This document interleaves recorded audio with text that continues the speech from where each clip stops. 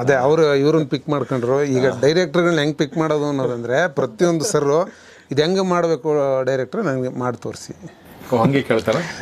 ನಾನು ಫಸ್ಟ್ ಅಂದ್ರೆ ಈ ಮನುಷ್ಯ ಈ ಕ್ಯಾರೆಕ್ಟರ್ ಡಿಸೈನ್ ಮಾಡಿದ್ದಾನೆ, ಇದೇನ್ ಮಾಡ್ಬೇಕಿದು ಅಂದ್ರೆ ಯೂಶುವಲಿ ಜನರಲ್ ಆಗಿರುವಂತ ಕ್ಯಾರೆಕ್ಟರ್ ಅಲ್ಲ ಇದು. ಅದೇ ನಿಮ್ಮ ತಲೆ ಏನಿದೆ ಈ ಮನುಷ್ಯನ ಒಳಗಡೆ ಏನಿದೆ ಫಸ್ಟ್ ಅದನ್ನ ಆಚೆ ತರಿಸ್ಬಿಡೋಣ ಅನ್ನೋ ಒಂದಿದು.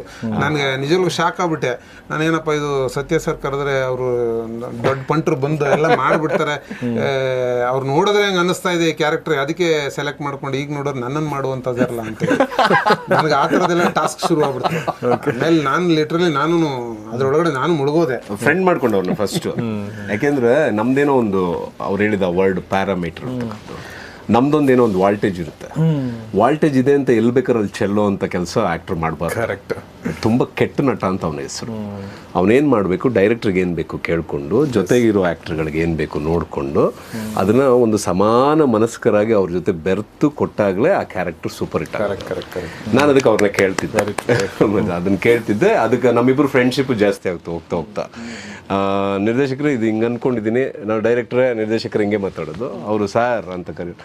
ಇದಕ್ಕೆ ಹಿಂಗೆ ಅಂದ್ಕೊಂಡಿದ್ದೀನಿ ಸರ್, ನಿಮ್ಗೆ ಇಷ್ಟ ಇದ್ರೆ ಹಿಂಗೆ ಮಾಡೋಣ, ಇಲ್ಲದವ್ರು ಹಿಂಗೆ ಮಾಡೋಣ ಅಂತ 2 ಚಾಯ್ಸ್ ಅಲ್ಲೇ ಹೊಡಿತಾ ಇದ್ವಿ.